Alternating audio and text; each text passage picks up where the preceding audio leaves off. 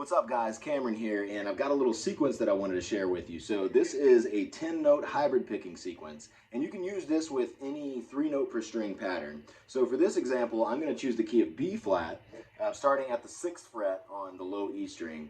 Now we're going to have 3 notes on each string, right? A low, middle, and high. Okay, so on the low E string, that's going to be, okay, then on the next string, then.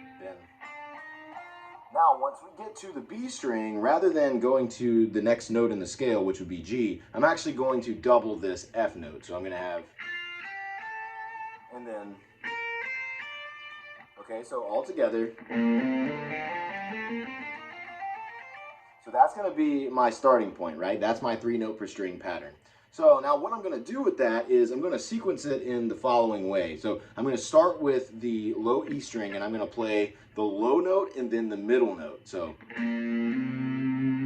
okay, then I'm going to skip a string and come to the D string here, and I'm going to play the low note. Okay, I pluck that. So I go pick, hammer, and then pluck. Okay, so then once I'm here, I come back to the low E string, and I'm going to play middle high, and I'm going to hammer on to that high. So, okay, then I come back to the D string, and I'm going to play low high. Okay, then I'm going to come to the A string now and play the middle note, and then come back to the D string, play the low note. And then finally I come to the A string and play the high note. So all together that 10-note pattern goes.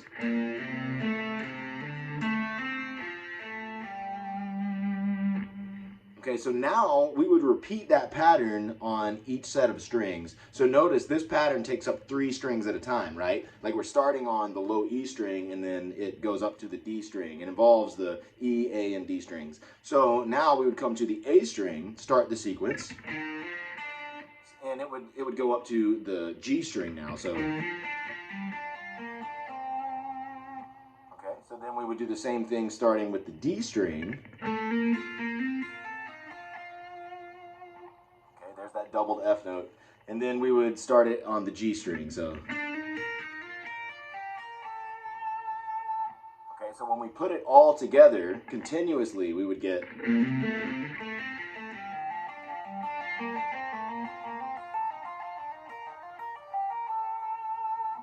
Okay, so now we could practice that in time. So if you have a metronome or a drum groove, you could practice playing this using, say, 16th notes. So.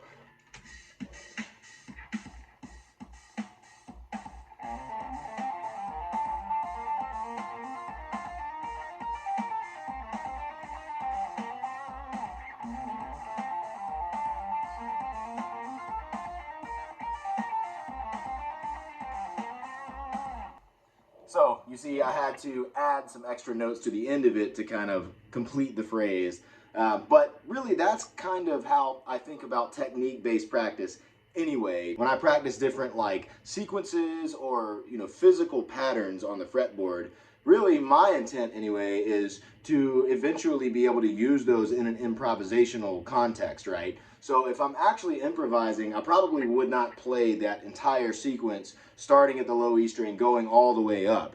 I would probably just use little snippets of it. And you can use this sequence in other parts of the scale as well. I mean, you could use this in any scale. Really, you just need to have 3 notes per string. And then regardless of which, area of the fretboard you're in or which part of the scale you're in, you could apply this same sequence as long as you follow the pattern with regard to the low, middle, and high notes, and which string that you place those on. Then you can transfer this pattern to any other part of any other scale, really, as long as, again, you have 3 notes per string.